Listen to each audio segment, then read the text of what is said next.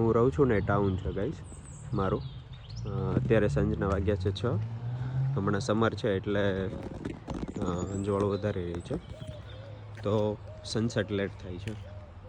તો આ મારી સોસાયટી છે, હું જ્યાં રહું છું તે બહુ નાનું એવું ટાઉન છે, એટલું બધું મોટું નથી. આ ગામનો ડેપો છે.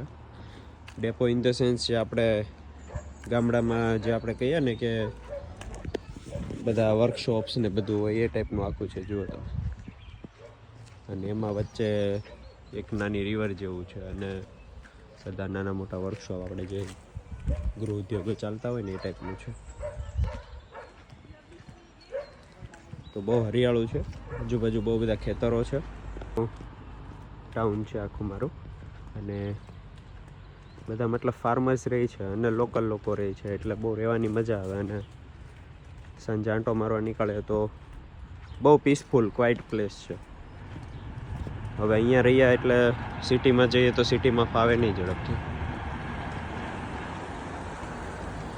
એટલે એમ થયું તમને બતાવું વિડીયો રેકોર્ડ કરીને.